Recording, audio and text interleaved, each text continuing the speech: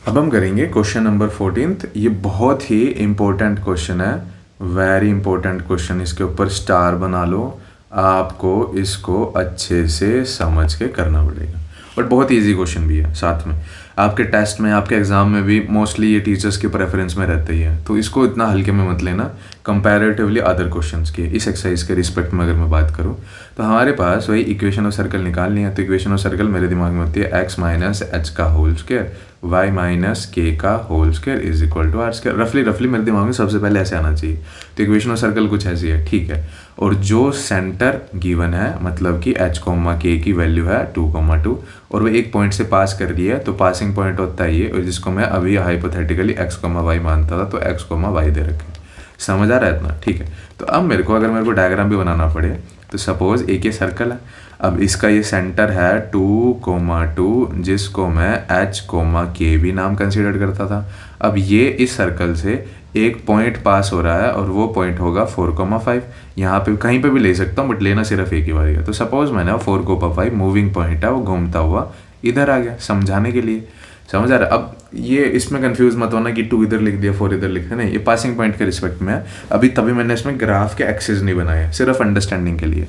आप चाहते तो इसको इधर भी बना सकते हो, या बना ही दो, क्योंकि फिर आपको कन्फ्यूजन होगी और फिर आप कहोगे कि नहीं समझ नहीं आया हमें। तो जो ये मूविंग पॉइंट है, इसको मैंने मान लिया 4,5, और मूविंग पॉइंट से सेंटर का डिस्टेंस होता है r। इतना आपको समझ आ गया? अब नोटिस करना, अगर मैं समझाऊँ तो अगर एक पॉइंट 2,2 है और एक पॉइंट 4,5 है, क्या मैं यहाँ से यहाँ तक का डिस्टेंस निकाल सकता हूँ? किससे? डिस्टेंस फॉर्मूला से। और वो जो डिस्टेंस फॉर्मूला वो किसके इक्वल आएगा? वो इक्वल आएगा रेडियस के, क्योंकि ये 2,2 से 4,5 रेडियस था। तो इसमें डिस्टेंस फॉर्मूले की शायद ज़रूरत पड़े। अभी इनिशियली में तो मेरे को यही समझ आया। तो नाउ अब सॉल्यूशन स्टार्ट करते हैं क्वेश्चन का। तो सॉल्यूशंस में सबसे पहले वही we know that equation of, क्योंकि जिसको निकालना है उसको ही पता करेंगे। इक्वेशन ऑफ सर्कल क्या होती है? x माइनस एच का whole square y minus k का whole square is equal to कितना आएगा हमारे पास? Are square. ठीक है ना? अब नोटिस करना मेरे पास किस किस चीज़ की वैल्यूज़ मिसिंग है। मेरे पास h और k और r, x और y को मैं नहीं छेड़ूंगा, सिर्फ h, k एंड r, इन तीनों की चाहिए। तो h और k तो मेरे को डायरेक्ट ही दे रखा है, ये होता है h और k, तो मैंने उसमें पुट कर दिया x माइनस, अब यहाँ पे एक लाइन लिख लेना, सो नाउ 2,2, नाउ मेंशन कर देना प्रॉपरली कि जो सेंटर है 2,2 वो पास किससे करेगा? पास थ्रू दी, नहीं, सर्कल से पास नहीं करेगा। नाउ सेंटर नहीं, इसको लिखना मत, क्योंकि वो पॉइंट नहीं है। अब देखो थोड़ा कंफ्यूजिंग हो सकता है, भी बता रहा हूँ मैं क्या कह रहा था। इसको मत लिखो, क्योंकि वो सेंटर है। तो सर्कल ऐसे होता है, जैसे आपको मेरे को ये मेरा जो कैमरा दिख रहा होगा ना, ये आउटर साइड में ये पूरा का पूरा एक सर्कल है, समझ आ रहा है? ऐसे करके। तो जो मेरा फेस है ना, ये सेंटर है, तो मेरा फेस इससे ना सर्कल से पास नहीं कर रहा है। लेकिन जो मेरी ये फिंगर का एक स्पेसिफिक एक अगर ये टिप है इस पेन की, अगर मैं इससे इसको टच करने की कोशिश करूँ ना, तो ये इससे पास करता हुआ जाएगा। उसको बस टच करना बहुत ज़रूरी है। तो सिमिलरली, तो मेरे पास अगर सेंटर उससे पास कर रहा है तो मैं डायरेक्ट ही पुट कर दूंगा, h की वैल्यू थी 2 का स्क्वायर और y की वैल्यू भी 2, y माइनस 2 का स्क्वायर। r मेरे को अभी समझ नहीं आ रहा है, तो मैंने नोटिस करा r मैं निकाल सकता हूँ। हाँ, किससे? बाय डिस्टेंस फॉर्मूले से। सो वेयर r की वैल्यू, या फिर इसको नाम दे दिया o और p, वेयर OP की वैल्यू किसके इक्वल है? r से। तो OP अगर मेरे को OP निकालना है बाय डिस्टेंस, इसको रफ में भी कर सकते हो आप, बट आपको थोड़ा अगर मार्क्स ज़्यादा का आएगा तो आपको शायद करके दिखाना पड़े, वो आपकी कंसिडरेशन के ऊपर है कि आप उसको कैसे करते हो। तो डिस्टेंस फॉर्मूला लगा दिया, तो OP और 2 पॉइंट्स हैं, एक पॉइंट था 2,2 और दूसरा पॉइंट था मेरे पास 4,5। ठीक है, तो करते क्या? y माइनस y1, तो y माइनस y1 था 2 का होल स्क्वायर प्लस में x माइनस x1, 4 माइनस 2 का होल स्क्वायर। तो 5 में से 2 गए 3 का होल स्क्वायर होता है 9, 4 में से 2 गए 2 और 2 का होल स्क्वायर होता है 4, 9 और 4 अंडर रूट के 13, सॉरी अंडर रूट के 13, और ये आ गया मेरे पास OP।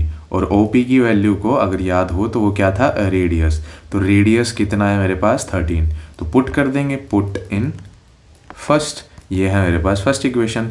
तो मेरे पास इस इक्वेशन में जब मैंने इसको पुट करा तो वो आ गया x माइनस 2 का होल स्क्वायर y माइनस 2 का होल स्क्वायर, r की वैल्यू पुट करी, उसका क्या करना है मेरे को स्क्वायर। समझ आ गया। तो यही बस इसको ओपन करना है, या तो आप यहीं पे छोड़ दो बट आपको दिख रहा है सोल्व होते हुए। ये आ जाएगा 13 और x का स्क्वायर प्लस b का स्क्वायर होता है 4 और 4x। अब इसको मल्टीप्लाई करके खुद ही लिखना है आपने, बिना उसके नहीं कहूँगे क्वेश्चन सोल्व। इसको एक मिनट के लिए रफ कर देते हैं। यह आ जाएगा y का स्क्वायर प्लस 4 माइनस के 2 माइनस के 4y, क्योंकि 2 था और ये था तो 2a भी, और ये था 13 का स्क्वायर हो जाएगा 13 अंडर रूट 13 का, और उसका स्क्वायर करेंगे 13। ये b नहीं है, ये 13 है। समझ आ रहा है? ठीक है।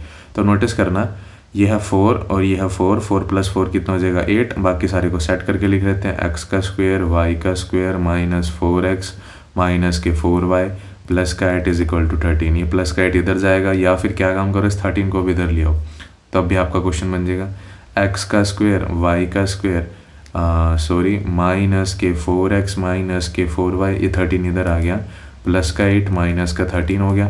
तो 8 और 13 में से गया, बड़े में से छोटा माइनस कर, छोटे में से बड़ा माइनस करते हैं, साइन उसका आता है, और 13 में से 8 माइनस करे 5। तो x का स्क्वायर y का square minus 4x minus 4y minus 5 is equal to 0। क्या अब इससे ज़्यादा इक्वेशन सोल्व हो सकती है? नहीं हो सकती है। तो ये मेरे पास क्या रहेगा आंसर। ठीक है, आप सभी को समझ आया कि कैसे इसको सोल्व करना है। तो बेसिकली अगर आपको डायग्राम से भी दोबारा से समझाऊं तो मेरे पास क्या था, मेरे पास अगर मैं कीवर्ड्स में लिखूं सेंटर गिवन था। ठीक है, मेरे पास एक पासिंग पॉइंट गिवन था, और सेंटर से पासिंग पॉइंट से क्या होता है वो रेडियस, और रेडियस मैंने किससे निकाला है? डिस्टेंस फॉर्मूले से। बस इसमें यही थी नई चीज़। इक्वेशन में तो सेंटर तो पुट करना ही है, सेंटर के बाद रेडियस कहाँ से आएगा? 2 पॉइंट के बीच का डिस्टेंस होता है रेडियस सर्कल में, और उसको निकाल दिया मैंने डिस्टेंस फॉर्मूले से। तो ये क्वेश्चन हो गया हमारा फिनिश। इसके बाद करेंगे अगला बहुत ही इंपॉर्टेंट क्वेश्चन है, उसको समझना है, ईजी है कंपैरेटिवली पूरी एक्सरसाइज के।